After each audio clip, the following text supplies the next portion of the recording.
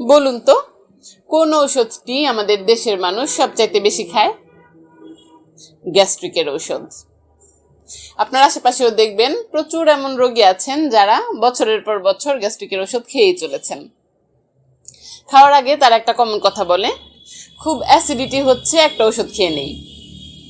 আসলে এই অ্যাসিডিটি শব্দটা শুনলেই কিন্তু মনে হয় যে পাকস্থলীতে হয়তো অ্যাসিডের মাত্রা বেড়ে গিয়েছে, তা কমানোর জন্য একটা গ্যাস্ট্রিকের ওষুধ লাগবে। আসলে গ্যাস্ট্রিকের ওষুধগুলো এভাবেই ডিজাইনড। এটি আসলে পাকস্থলীতে অ্যাসিডের ক্ষরণ কমিয়ে আমাদের সাময়িক একটা রিলিফ দেয়। অথচ পাকস্থলীর এই অ্যাসিড কিন্তু কোনো অপ্রয়োজনীয় উপাদান নয়, এটি বেশ গুরুত্বপূর্ণ একটা উপাদান। এই অ্যাসিডের প্রচুর প্রচুর কাজ রয়েছে, একে একে বলছি। প্রথমত, এই অ্যাসিড আমাদের খাবারকে হজমে সাহায্য করে। খাবারের সাথে যদি কোনো বাইরের রোগ জীবাণু আমাদের পেটে চলে যায়, তাদেরকে ধ্বংস করে। এটি আমাদের শরীরে ভিটামিন B12, আয়রন, তারপর প্রোটিন এইসবের শোষণে বেশ গুরুত্বপূর্ণ একটা ভূমিকা পালন করে। কাজেই আপনি যদি দিনের পর দিন ঔষধের মাধ্যমে এই অ্যাসিডকে কমিয়ে রাখেন, তাহলে কিন্তু আলটিমেটলি এই সবগুলো উপাদান আমাদের শরীরে আস্তে আস্তে কমতে থাকবে, যার ফলাফল কিন্তু অনেক বিস্তৃত। কি কি অসুবিধা হয় একে একে বলছি। পাকস্থলীর এই অ্যাসিডের অভাবে যখন প্রোটিনের ঘাটতি দেখা দিবে, তখন কিন্তু আলটিমেটলি আমাদের শরীরের মাসলগুলো দুর্বল হয়ে যেতে থাকবে, যার ফলে আমরা সারাদিন একটা দুর্বলতা বোধ করতে থাকবো।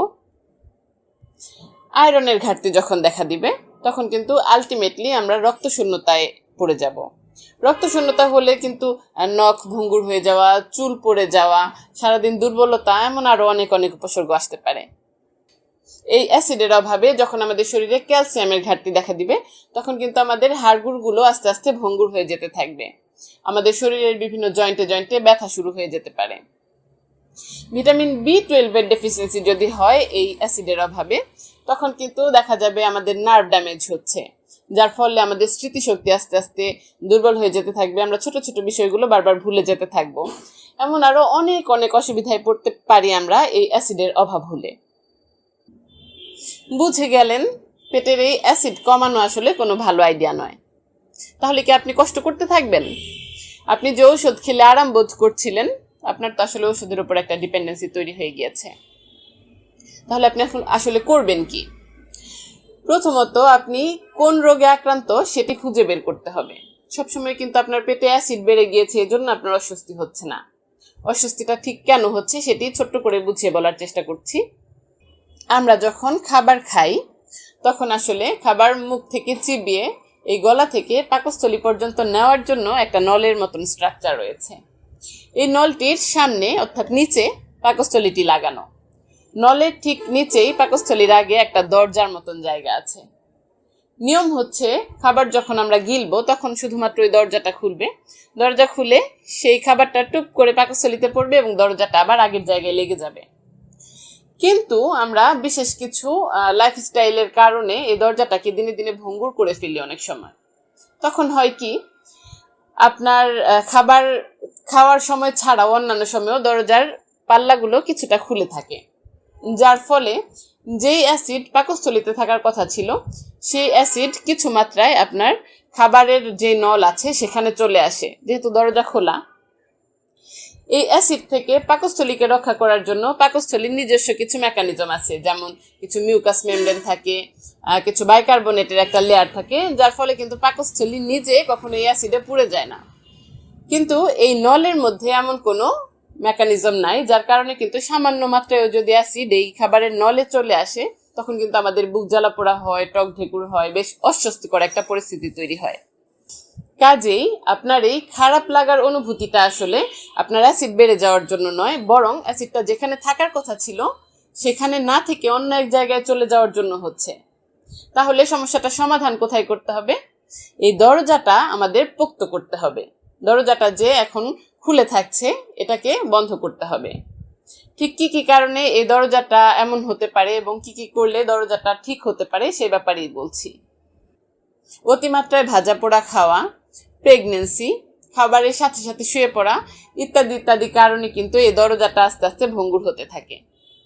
দীর্ঘদিন ঔষধের উপর ডিপেন্ডেন্ট থাকার পর হঠাৎ করে যদি আপনি ওষুধ খাওয়া বন্ধ করে দেন, তাহলে কিন্তু আপনার খারাপ লাগা আগের চাইতে বাড়বে। কারণ ঔষধ আপনার অ্যাসিডগুলোকে এতদিন কমিয়ে রেখেছিল। হঠাৎ করে যখন আপনি ওষুধ বন্ধ করবেন, তখন কিন্তু এই অ্যাসিড হঠাৎ করে অনেক বেড়ে যাবে এবং এটি আপনার খারাপ লাগার মাত্রা বাড়াবে। তাই কখনোই আপনি হুট করে ওষুধ যে বন্ধ করে দিবেন এমনটি আমি সাজেস্ট করছি না। তবে কিছু লাইফস্টাইল রয়েছে যেগুলোর মাধ্যমে আপনি ঔষধের উপর ডিপেন্ডেন্সিটা কমিয়ে আনতে পারবেন। সেগুলো কি কি? যে কোনো খাবার শুরু করার কমপক্ষে আধ ঘন্টা আগে আপনি পানি খেয়ে নেন এবং খাবার খাওয়ার সময় এবং এর পরবর্তী আধ ঘন্টার মধ্যে আপনি আর কোনো পানি খাবেন না। বেশি খাবারের সঙ্গে যদি বেশি পানি খেয়ে ফেলেন, তখন কিন্তু আপনার পাকস্থলীর অ্যাসিডটাকে এটি ডাইলুট করে দেয়, তখন কিন্তু আরও বেশি মাত্রায় অ্যাসিড সিক্রেশন হতে থাকে। খাবার খাওয়ার সঙ্গে সঙ্গেই শুয়ে পড়া যাবে না। অন্তত 2-1 ঘন্টা অবশ্যই বসে থাকতে হবে বা হাঁটাচলা করতে হবে। তাই রাতের খাবার অন্তত ঘুমাতে যাওয়ার 3 ঘন্টা আগেই সেরে ফেলবেন।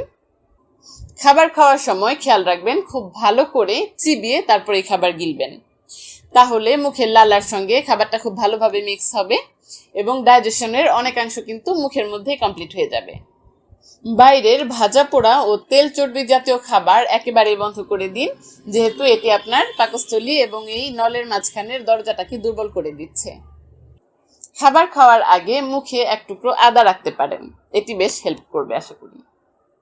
তবে নিজে নিজে কোনো ডিসিশনই নেবেন না, যেহেতু এই ধরনের উপসর্গের পিছনে অনেকগুলো রোগ থাকতে পারে।